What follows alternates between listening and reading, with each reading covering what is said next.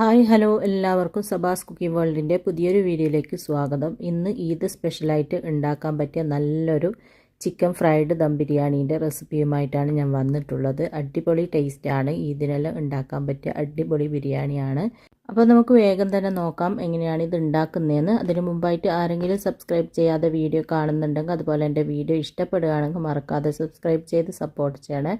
പിന്നെ തൊട്ടടുത്തൊരു കുഞ്ഞു ബെല്ലൈക്കണും കൂടെ കാണും. അതൊന്നും മറക്കാതെ ക്ലിക്ക് ചെയ്ത് കഴിഞ്ഞാൽ ഞാൻ അപ്ലോഡ് ചെയ്യുന്ന എല്ലാ പുതിയ വീഡിയോസും ഉടൻ തന്നെ നിങ്ങൾക്ക് നോട്ടിഫിക്കേഷൻസ് ആയിട്ട് കിട്ടും. അപ്പോൾ നമുക്ക് വേഗം തന്നെ നോക്കാം എങ്ങനെയാണ് ഈ നല്ല രുചിയുള്ള ചിക്കൻ ഫ്രൈഡ് ദം ബിരിയാണി ഉണ്ടാക്കുന്നതെന്ന്.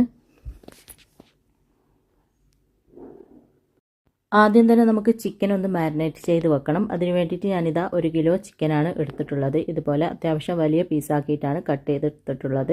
പീസെല്ലാം നിങ്ങളുടെ ഇഷ്ടത്തിനനുസരിച്ചിട്ട് വലുതാക്കുക. നന്നായിട്ട് കഴുകി അതിൻ്റെ വെള്ളമൊക്കെ കളഞ്ഞെടുത്ത ചിക്കനാണിത്. അതിലേക്ക് 1 ടീസ്പൂണോളം ഇഞ്ചി വെളുത്തുള്ളി പേസ്റ്റ്, 2 ടേബിൾ സ്പൂൺ കാശ്മീരി മുളക് പൊടി, പിന്നെ 1/4 ടീസ്പൂൺ മഞ്ഞൾപ്പൊടി, 1/2 ടീസ്പൂൺ കുരുമുളകിൻ്റെ പൊടി, 1/2 ടീസ്പൂൺ ഗരം മസാല, 1/2 ടീസ്പൂൺ ചെറിയ ജീരകം പൊടിച്ചത്, ആവശ്യത്തിനുള്ള ഉപ്പ്, 2 ടേബിൾ സ്പൂൺ കോൺഫ്ലോർ, 1 മുട്ട പൊട്ടിച്ചൊഴിക്കാം, പിന്നെ ഹാഫ് ലെമണും കൂടെ പിഴിഞ്ഞിട്ട് ഇതെല്ലാം കൂടി നന്നായിട്ടൊന്ന് മിക്സാക്കി കൊടുക്കാം.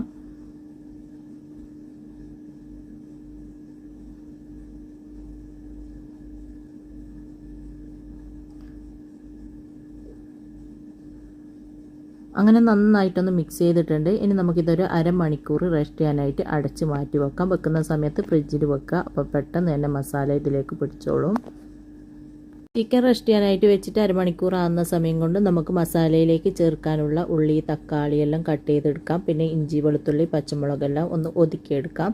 അപ്പോൾ ഞാനൊരു മീഡിയം സൈസിലുള്ള 6 ഉള്ളിയും 12 അല്ലി വെളുത്തുള്ളിയും ഇതുപോലെ ഒരു ചെറിയ കഷ്ണം ഇഞ്ചിയും 12 പച്ചമുളകുമാണ് എടുത്തിട്ടുള്ളത്. പച്ചമുളകും ഇഞ്ചിയും വെളുത്തുള്ളിയും ഒന്ന് ഒതുക്കിയെടുക്കുക മിക്സിൻ്റെ ജാറിലിട്ടിട്ട്. പിന്നെ ഉള്ളിയും തക്കാളിയും ഒന്ന് കട്ട് ചെയ്തെടുക്കാം.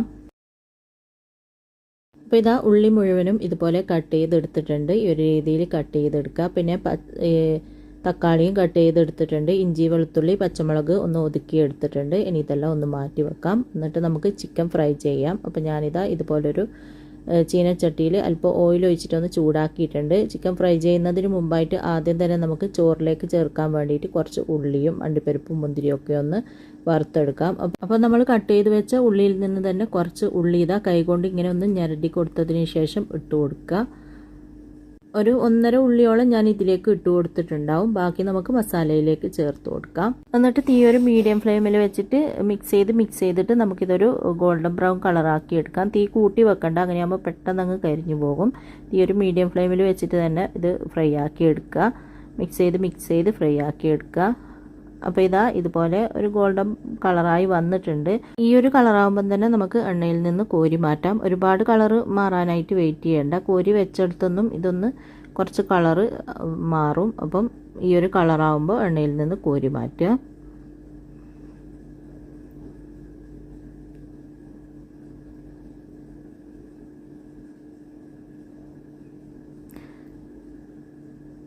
എന്നിട്ട് ഞാനിതാ കുറച്ച് അണ്ടിപ്പരിപ്പ് എടുത്തിട്ടുണ്ട്. അതും ഈ എണ്ണയിലേക്ക് തന്നെ ഇട്ട് കൊടുക്കാം. എന്നിട്ട് മിക്സ് ചെയ്ത് ചെറുതായിട്ടൊന്ന് കളർ മാറുമ്പോൾ കോരി മാറ്റാം. അണ്ടിപ്പരിപ്പൊക്കെ നിങ്ങളുടെ ഇഷ്ടത്തിനനുസരിച്ചിട്ട് എടുക്കുക. അപ്പോൾ ഇതാ അണ്ടിപ്പരിപ്പ് ഇവിടെ ഫ്രൈ ആയിട്ടുണ്ട്. അതൊന്ന് കോരി മാറ്റിയതിന് ശേഷം നമുക്കിതിലേക്ക് കുറച്ച് മുന്തിരി കൂടെ ഇട്ട് കൊടുക്കാം. മുന്തിരി ഇട്ട് കഴിഞ്ഞാൽ പെട്ടെന്നങ്ങ് പൊങ്ങി വരും. പൊങ്ങി വന്നു കഴിഞ്ഞാൽ അപ്പടെ തന്നെ അങ്ങ് കോരി മാറ്റുക. ഒരുപാട് സമയമൊന്നും വെക്കണ്ട. മുന്തിരി പെട്ടെന്ന് റെഡിയാവും. അപ്പോൾ ഇതാ മുന്തിരി കൂടെ റെഡി ആയിട്ടുണ്ട്. അതും കോരി മാറ്റിയതിന് ശേഷം നമ്മൾ മാരിനേറ്റ് ചെയ്ത് വെച്ച ചിക്കൻ ഉണ്ടല്ലോ, അരമണിക്കൂർ ആയപ്പോൾ ഞാൻ ഫ്രിഡ്ജിൽ നിന്ന് പുറത്തേക്ക് എടുത്തിട്ടുണ്ടായിരുന്നു. അത് ഇതിലേക്ക് ഇട്ടിട്ട് തിരിച്ചും മറിച്ചും ഇട്ടിട്ട് നമുക്കൊന്ന് ഫ്രൈ ആക്കി എടുക്കാം. തീ ഒരു മീഡിയം ഫ്ലെയിമിൽ വെച്ചിട്ട് ഫ്രൈ ആക്കി എടുക്കുക. അപ്പോൾ പകുതിയോളം ഞാൻ ഇതിലേക്ക് ഇട്ട് കൊടുത്തിട്ടുണ്ട്. 2 പ്രാവശ്യം ഇട്ടിട്ട് ഫ്രൈ ആക്കി എടുക്കേണ്ടി വരും. ചെറിയ ചീനച്ചട്ടിയല്ല, അപ്പോൾ 2 പ്രാവശ്യം ഇടേണ്ടി വരും. അപ്പോൾ ഇതാ ഒരു ഭാഗം അത്യാവശ്യം ഒന്ന് ഫ്രൈ ആയിട്ടുണ്ട്. ഇനി ഇതൊന്ന് തിരിച്ചിട്ട് കൊടുക്കുക. അങ്ങനെ ഒരു 2-3 പ്രാവശ്യം തിരിച്ചു മറിച്ചു ഇട്ടിട്ട് നന്നായിട്ടൊന്ന് ഫ്രൈ ആക്കിയതിന് ശേഷം എടുത്ത് മാറ്റുക.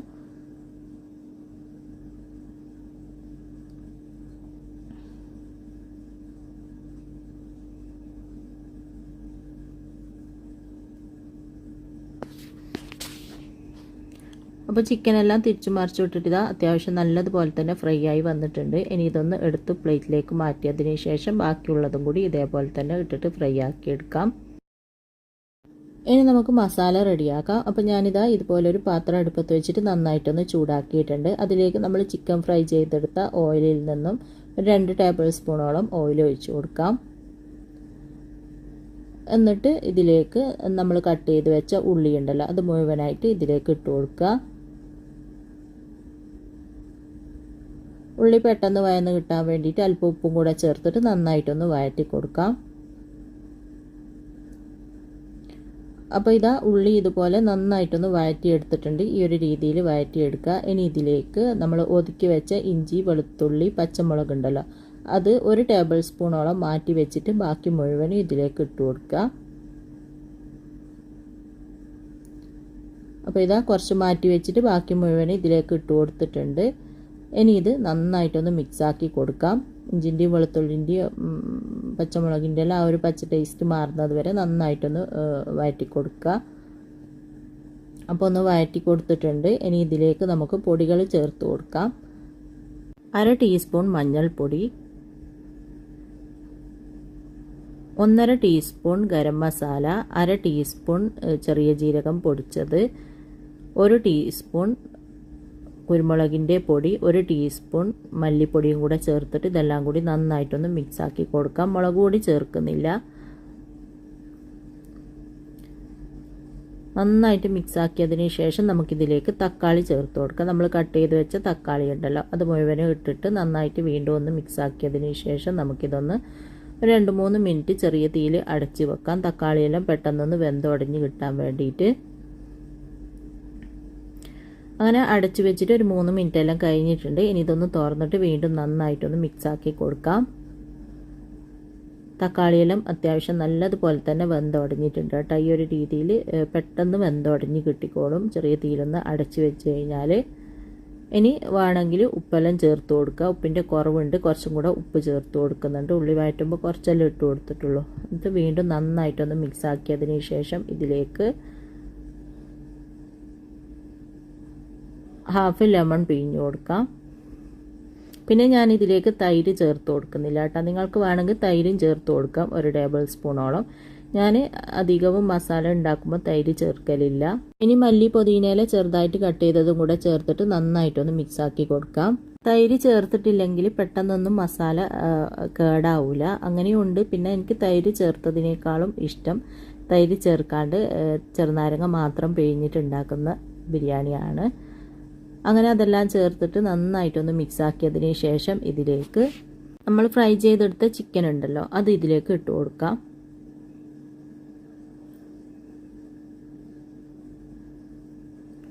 എന്നിട്ട് വീണ്ടും ഇതെല്ലാം കൂടി നന്നായിട്ടൊന്ന് മിക്സാക്കി കൊടുക്കാം. ആ ഒരു മസാലയിലേക്ക് ഈ ചിക്കൻ്റെ ഫ്ലേവറെല്ലാം നന്നായിട്ട് പിടിക്കണം. അപ്പോൾ അതിന് വേണ്ടിയിട്ട് നന്നായിട്ടൊന്ന് മിക്സ് ചെയ്തതിന് ശേഷം ഒരു 10 മിനിറ്റോളം നമ്മൾ ചെറിയ തീയിലൊന്ന് അടച്ച് വെക്കുന്നുണ്ട്. അടച്ചു വെച്ചാൽ ഇടയ്ക്കൊന്ന് തുറന്നിട്ട് മിക്സ് ചെയ്ത് കൊടുക്കണം കേട്ടോ, അത് മറക്കരുത്. ഒരു 10 മിനിറ്റോളം ചെറിയ തീയിൽ അടച്ചു വെക്കുക. അപ്പോഴത്തേക്ക് നന്നായിട്ട് ഫ്ലേവറെല്ലാം മസാലയിലേക്ക് പിടിക്കും, ചിക്കൻ്റെ ഫ്ലേവർ. അപ്പോൾ നമ്മളിത് അടച്ചു വെച്ചിട്ട് ഒരു 10 മിനിറ്റോളം ആയിട്ടുണ്ട്. ഇനി ഇതൊന്ന് തുറന്നിട്ട് വീണ്ടും നന്നായിട്ടൊന്ന് മിക്സാക്കി കൊടുക്കാം. ഇടയ്ക്ക് ഞാനൊരു പ്രാവശ്യം തുറന്നിട്ട് മിക്സ് ചെയ്ത് കൊടുത്തിട്ടുണ്ടേനു. അതുപോലെ നിങ്ങളും ചെയ്യണം, അല്ലെങ്കിൽ അടിക്ക് പിടിക്കും. പിന്നെ ചെറിയ തീയിൽ തന്നെ വെച്ചാൽ മതി. അങ്ങനെ നന്നായിട്ടൊന്ന് മിക്സ് ചെയ്തിട്ടുണ്ട്. ഇനി ഇതിലേക്ക് 1 ടേബിൾ സ്പൂണോളം സോയാ സോസും 1 ടേബിൾ സ്പൂൺ ചില്ലി സോസും ചേർത്ത് കൊടുക്കുന്നുണ്ട്. ചില്ലി സോസ് ഇല്ലെങ്കിൽ ടൊമാറ്റോ കെച്ചപ്പ് 1 ടേബിൾ സ്പൂണോളം ചേർത്തിട്ട് നന്നായിട്ടൊന്ന് മിക്സാക്കി കൊടുക്കുക. ഇതും കൂടെ ചേർത്ത് കഴിഞ്ഞാൽ നല്ലൊരു ടേസ്റ്റാണ് കേട്ടോ ബിരിയാണിക്ക്. അപ്പോൾ കയ്യിലുണ്ടെങ്കിൽ ഇതും കൂടെ ചേർത്തിട്ട് നന്നായിട്ടൊന്ന് മിക്സ് ചെയ്തതിന് ശേഷം ഇതിലേക്ക് കുറച്ചും കൂടെ മല്ലി പുതിനയില കട്ട് ചെയ്തത് ഇട്ടിട്ട് വീണ്ടും നന്നായിട്ടൊന്ന് മിക്സാക്കി കൊടുക്കുക.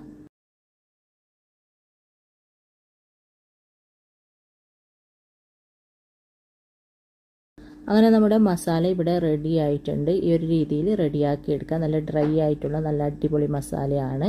ഇനി അടുപ്പ് ഓഫാക്കിയതിന് ശേഷം നമുക്കിതൊന്ന് അടച്ച് മാറ്റി വെക്കാം. എന്നിട്ട് റൈസ് റെഡിയാക്കാം. അപ്പോൾ ഞാനിതാ റൈസ് റെഡിയാക്കാൻ വേണ്ടിയിട്ട് ഇതുപോലെ ഒരു ഉരുളിയാണ് എടുത്തിട്ടുള്ളത്. അടുപ്പത്ത് വെച്ചിട്ട് നന്നായിട്ട് ചൂടായി വരുമ്പോൾ 2 ടേബിൾ സ്പൂണോളം ഗീയും 2 ടേബിൾ സ്പൂണോളം വെളിച്ചെണ്ണ ഒഴിച്ച് കൊടുക്കുക. വെളിച്ചെണ്ണ ഉണ്ടെങ്കിൽ വെളിച്ചെണ്ണയിൽ തന്നെ ചോറ് റെഡിയാക്കുക. ഗീയും വെളിച്ചെണ്ണയും ഒഴിച്ചിട്ട് ഗീയും വെളിച്ചെണ്ണ അത്യാവശ്യം ഒന്ന് ചൂടായി വരുമ്പോൾ 2 ഏലക്കായി 2 ഗ്രാമ്പു ഒരു ചെറിയ കഷ്ണം പട്ട ഇട്ടിട്ട് അതൊന്ന് മൂത്ത് വരുമ്പോൾ ഇതിലേക്ക് ഒരു സവാളൻ്റെ പകുതി ചെറുതായിട്ട് കട്ട് ചെയ്തത് ഇതിലേക്ക് ചേർത്ത് കൊടുക്കാം. എന്നിട്ട് നന്നായിട്ടൊന്ന് മിക്സ് ചെയ്തിട്ട് ചെറുതായിട്ടൊന്ന് മൂത്ത് വരുമ്പോൾ നമ്മൾ മാറ്റി വെച്ച ഇഞ്ചി വെളുത്തുള്ളി പച്ചമുളക് ഉണ്ടല്ലോ അത് ഇതിലേക്ക് ഇട്ട് കൊടുക്കാം. എന്നിട്ട് നന്നായിട്ട് മിക്സ് ചെയ്തിട്ട് ഇഞ്ചി വെളുത്തുള്ളിയും പച്ചമുളകും ഉള്ളിയും എല്ലാം നന്നായിട്ടൊന്ന് മൂത്ത് വരുന്ന സമയത്ത് കുറച്ച് കറിവേപ്പില കൂടെ ഇട്ടിട്ട് ഒന്ന് മൂപ്പിച്ചെടുക്കാം. കറിവേപ്പില ഈ ഒരു സമയത്ത് ഇട്ടിട്ട് മൂപ്പിച്ച് കഴിഞ്ഞാൽ ചോറിന് നല്ലൊരു ഫ്ലേവർ ഉണ്ടാവും. കറിവേപ്പില കൂടെ ഇട്ടിട്ട് നന്നായിട്ടൊന്ന് മൂപ്പിച്ചെടുത്തിട്ടുണ്ട്. ഇനി ഇതിലേക്ക് നന്നായിട്ട് കഴുകി വെള്ളമൊക്കെ കളഞ്ഞെടുത്ത 3 കപ്പ് ജീരകശാല റൈസ് ഇട്ട് കൊടുക്കാം. അരി വറുത്തിട്ടാണ് ഞാൻ ഈ ഒരു ചോറ് ഉണ്ടാക്കുന്നത്. അരി ഇട്ടിട്ട് ഈ ഒരു മീഡിയം ഫ്ലെയിമിൽ വെച്ചിട്ട് ഒരു 3-4 മിനിറ്റോളം നന്നായിട്ടൊന്ന് മിക്സ് ആക്കി കൊടുക്കുക. അപ്പോഴത്തേക്ക് അരിയെല്ലാം നല്ലതുപോലെ വറുത്ത് നല്ലൊരു മണം വരാൻ തുടങ്ങും. ആ ഒരു സമയത്താണ് നമ്മൾ ഇതിലേക്ക് വെള്ളം ഒഴിച്ച് കൊടുക്കുന്നത്. അപ്പോൾ ഇതാ അരി വറുക്കാൻ തുടങ്ങിയിട്ട് ഒരു 3 മിനിറ്റോളം കഴിഞ്ഞിട്ടുണ്ട്. ഇപ്പം തന്നെ നല്ലൊരു മണമൊക്കെ വരാൻ തുടങ്ങിയിട്ടുണ്ട്. ഇനി നമുക്കിതിലേക്ക് വെള്ളം ഒഴിച്ച് കൊടുക്കാം. ഞാനിതാ ഈ ഒരു കപ്പിന് 3 കപ്പ് അരിയാണ് എടുത്തിന്. അപ്പോൾ ഒരു കപ്പിന് 2 കപ്പ് എന്ന അളവിനാണ് വെള്ളം ഒഴിച്ച് കൊടുക്കുന്നത്. പിന്നെ നമ്മൾ അരി വറുത്തിട്ടുണ്ടാക്കുമ്പോൾ വെള്ളം ഒഴിക്കുന്ന സമയത്ത് നല്ല ചൂടുള്ള നന്നായിട്ട് തിളക്കുന്ന വെള്ളം തന്നെ ഒഴിച്ച് കൊടുക്കുക. അല്ലെങ്കിൽ വേവിൽ വ്യത്യാസം വരും. പച്ചവെള്ളം ഒരിക്കലും ഒഴിച്ച് കൊടുക്കരുത്. അപ്പോൾ 3 കപ്പ് അരിക്ക് 6 കപ്പ് വെള്ളമാണ് ഒഴിച്ച് കൊടുത്തത്. എന്നിട്ട് ആവശ്യത്തിനുള്ള ഉപ്പ് 1 ടേബിൾ സ്പൂണോളം ലെമൺ ജ്യൂസും കൂടെ ഒഴിച്ചിട്ട് നന്നായിട്ടൊന്ന് മിക്സ് ആക്കി കൊടുക്കാം. അതിനുശേഷം ഇത് അടച്ച് വെക്കുന്നില്ല, തുറന്ന് വെച്ചിട്ട് തന്നെ തീ ഹൈ ഫ്ലെയിമിൽ വെച്ചിട്ട് ഇതിലെ വെള്ളമൊക്കെ ഒന്ന് വറ്റിച്ചെടുക്കുക.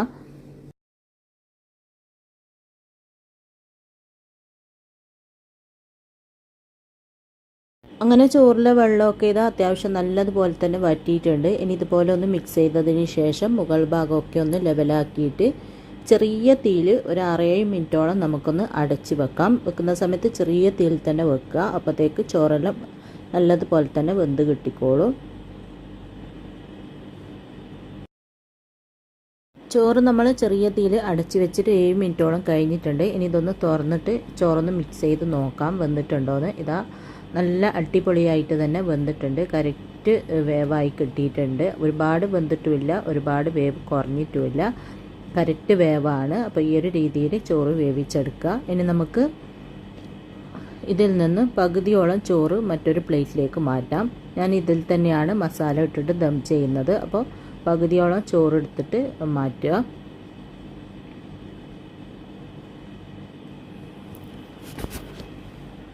ഇതുപോലെ പകുതിയോളം ചോറ് കോരി മാറ്റിയിട്ടുണ്ട്. എന്നിട്ട് കുറച്ച് ആ ഭാഗത്തിലെ ചോറെല്ലാം ഇങ്ങോട്ടേക്ക് ആക്കിയതിന് ശേഷം പകുതി മസാല നമുക്ക് ഈ ഒരു ഭാഗത്തായിട്ട് ഇട്ട് കൊടുക്കാം.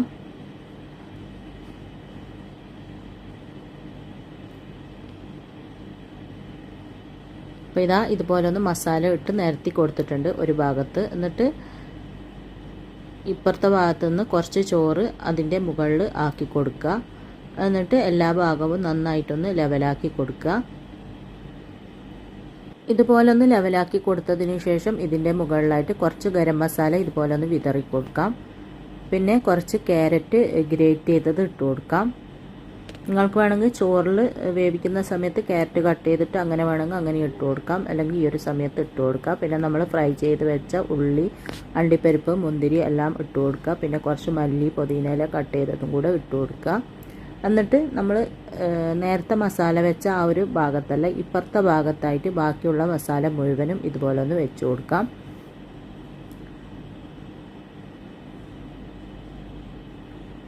മസാല വെച്ചിട്ട് നന്നായിട്ടൊന്ന് ലെവലാക്കി കൊടുക്കുക. അതിനുശേഷം നമ്മൾ കോരി വെച്ച ചോറുണ്ടല്ലോ അത് ഇതിൻ്റെ മുകളിലായിട്ട് ഇട്ടിട്ട് മുഴുവനായിട്ട് ഇതുപോലെ ഒന്ന് നന്നായിട്ട് ലെവലാക്കി കൊടുക്കുക.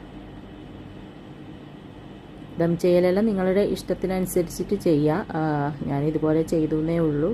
ഒന്നുകിൽ നമുക്ക് വേണമെങ്കിൽ ചോറ് ഫുള്ളായിട്ട് കോരിയിട്ട് അടിയിൽ ഫുള്ള് മസാല ഇട്ടിട്ട് അങ്ങനെ ചെയ്യാം, അല്ലെങ്കിൽ പകുതി ചോറ് അടിയിൽ വെച്ചിട്ട് അതിൻ്റെ മുകളിൽ മസാല ഇട്ടിട്ട് പിന്നെയും ചോറ് ഇട്ടിട്ട് അങ്ങനെ ചെയ്യാം. അങ്ങനെ ചോറ് ലെവലാക്കിയതിന് ശേഷം വീണ്ടും കുറച്ച് ഗരം മസാല, ക്യാരറ്റ് ഗ്രേറ്റ് ചെയ്തത്, അണ്ടിപ്പരിപ്പ്, മുന്തിരി, മല്ലി, പുതിനയില കട്ട് ചെയ്തതും കൂടെ ഇട്ടിട്ട് ഒരു അലൂമിനിയം ഫോയിൽ വെച്ചിട്ട് നന്നായിട്ടൊന്ന് കവർ ചെയ്ത് കൊടുക്കാം. ഒട്ടും ആവി പുറത്തേക്ക് പോകാത്ത രീതിയിൽ നന്നായിട്ടൊന്ന് കവർ ചെയ്തതിന് ശേഷം നമുക്കിതൊന്ന് അടച്ച് വെക്കാം. അടച്ച് വെച്ചിട്ട് ഇതിൻ്റെ മുകളിൽ എന്തെങ്കിലും ഒരു വെയിറ്റ് വെക്കുക. ഞാനിതാ ഇഞ്ചി വെളുത്തുള്ളിയെല്ലാം ചതക്കുന്ന ആ ഒരു കല്ലില്ല, അതാണ് വെച്ചിന്.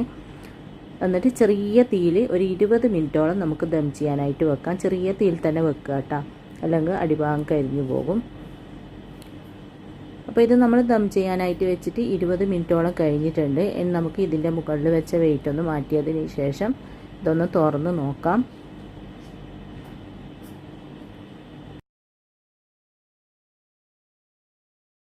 അപ്പോൾ ഇതാ ഇതുപോലെ ഒന്ന് തുറന്നിട്ടുണ്ട്. നല്ല അടിപൊളി മണമൊക്കെ ഉണ്ട്. ഇനി ചെറുതായിട്ട് ഇതൊന്ന് മിക്സ് ആക്കിയതിന് ശേഷം നമുക്ക് ചൂടോടെ തന്നെ സെർവ് ചെയ്യാം. ഈ ഒരു രീതിയിൽ ചെറുതായിട്ടൊന്ന് മിക്സ് ആക്കി കൊടുക്കുക. ഇതിൽ കളറ് ചേർക്കേണ്ട ആവശ്യമൊന്നുമില്ല കേട്ടോ, അല്ലാതെ തന്നെ ആ ഒരു യെല്ലോ കളറെല്ലാം ഇതിൽ വരും. അപ്പോൾ കളറിൻ്റെ ആവശ്യമൊന്നുമില്ല. കണ്ട ചെറുതായിട്ട് കളറെല്ലാം ഉണ്ട്, യെല്ലോ കളറ്.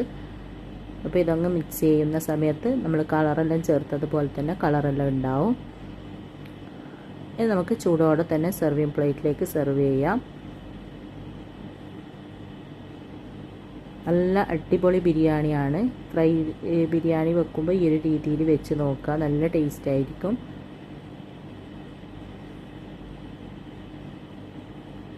അങ്ങനെ ഇതുപോലെ ചോറും മസാലയും ചിക്കനും എല്ലാം ഞാൻ സെർവ് ചെയ്തിട്ടുണ്ടായിരുന്നു. പിന്നെ ഞാനൊരു 2 പീസ് ചിക്കൻ എടുത്ത് മാറ്റി വെച്ചിട്ടുണ്ടായിരുന്നു, ഫ്രൈ ചെയ്തത് മുകളിൽ ഇതുപോലെ വെക്കാൻ വേണ്ടിയിട്ട്, ഫോട്ടോയിൽ കാണാൻ ഭംഗിക്ക് വേണ്ടിയിട്ട്.